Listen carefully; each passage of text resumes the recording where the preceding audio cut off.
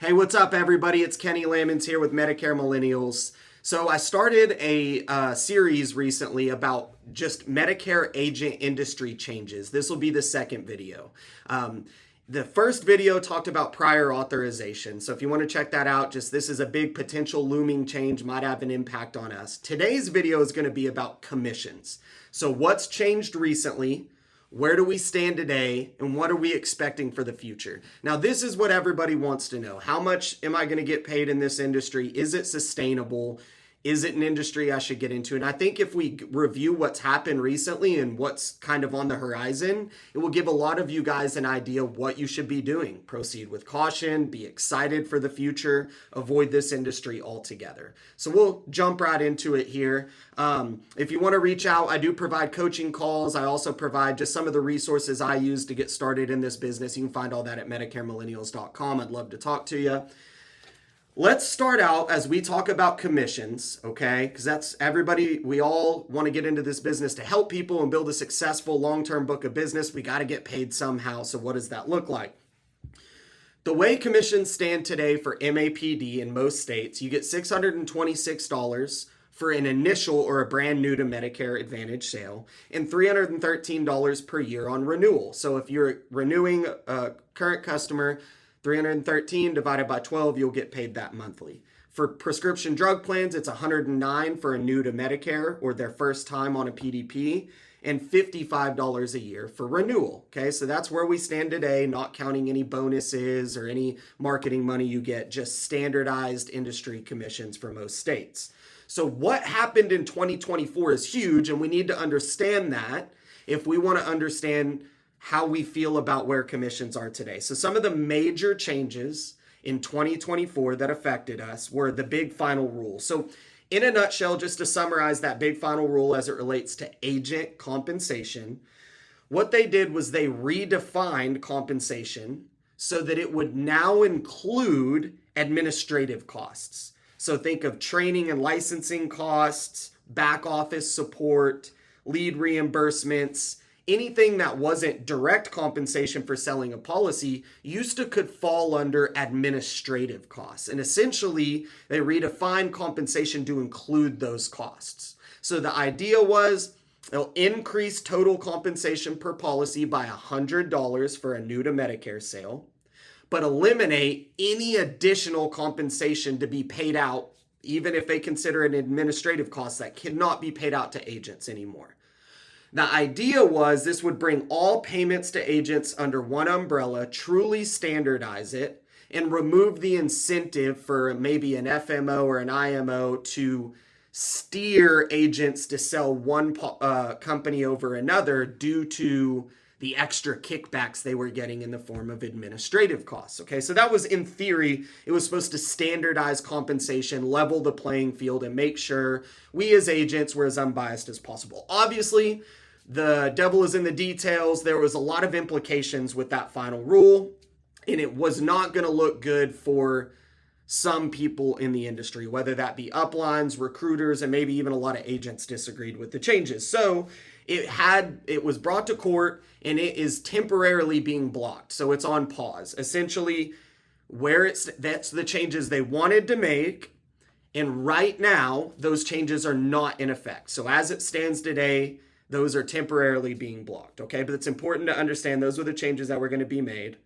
Another big thing that happened last year was a big nationwide popular PDP plan went non-commissionable. So in other words, they didn't just say if you sell our PDP, you won't get a commission. They also said if you have clients on the books already on this PDP, we will not pay renewals for it, right?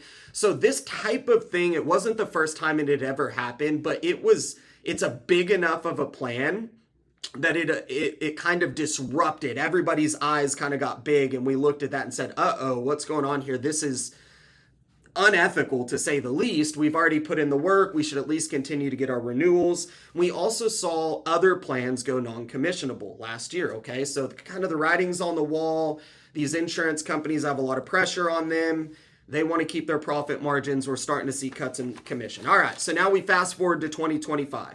The new compensation rules are still not in effect, but what is happening? Well, insurance companies are under more pressure in the Medicare Advantage space for a number of reasons, and I don't claim to understand all of the nuances of it, but just in summary, there was huge drug cost reform, right? So the maximum out of pocket for prescription drug costs under Medicare, all of those prescription drug cost reforms are cutting into profits for these insurance companies. They're not just going to stand by, watch their bottom line erode. So there's pressure there. There's a lot of nationwide and independent state legal scrutiny going on for insurance companies right now. A lot of bad public relations scrutiny. We all can look at the terrible occurrence that happened with United Healthcare, among other things.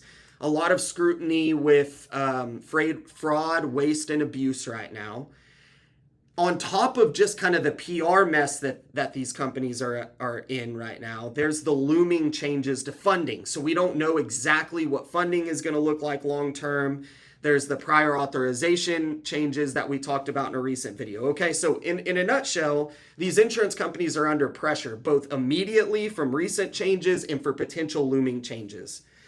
So they are looking for ways actively and proactively to stay healthy on their bottom line for their profit margins, okay? Then here's the big one. This year, United Healthcare made announcements that they would make a wide number of plans across the country non-commissionable. Now, that happened last year with other plans, right? Here's the difference though. United Healthcare is kind of the standard setter for the industry. They're the big dog.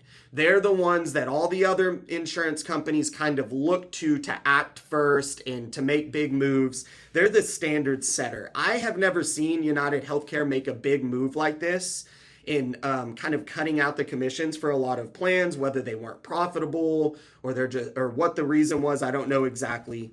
But it's a big deal, and it gave me a great deal of pause. So here's where we stand today. What's the bottom line? Okay, I believe we are in a wait and see situation with a bit of a negative outlook right now. Okay, so what I mean by that is I am going to continue building my book of business. I am going to hope for the best, but prepare for the worst. Okay, if companies like United Healthcare really grab a hold of AI services, right? So they kind of try to replace as much of the agent force as they can with AI services. And or they continue to make plans non-commissionable, and they continue to have this pressure to cut costs, we are going to be in big trouble. Now, I'm also pragmatic and I'm hopeful, and I do believe that we as independent agents serve a big purpose that's not easily replaceable. So I'm not jumping ship, but I am preparing for the worst. So if you're an existing agent, I would encourage you to pay close attention to any new final rules from CMS, read your news articles daily, stay plugged into the industry, and start diversifying, whether that be into the life and annuity space, maybe the P&C space, or something else entirely. I would begin to diversify your commissions, because it would not be outside the realm of a possibility to have a huge swath of your commissions swept out from under you overnight. And that's just me being honest in my personal opinion here. So we're in a wait and see. Be very careful and go ahead and diversify. Now, if you're a new agent, I would just encourage you to proceed with caution. I still believe that Medicare is going to be a good industry for people who do it right. But I think there is more uncertainty today than there ever has been since I've been in this industry. Therefore, if you're going to get into this business, I would have a rock solid plan. And I would also make sure that I was learning other lines of insurance like life and annuity and ancillary products, maybe health insurance for under 65, whatever that might look like for you. I hope today's video was helpful. Just trying to get us all prepared for this upcoming AEP season. This is just trying to keep you guys in the know as best as I'm able to. You guys have a wonderful day. I hope this was helpful.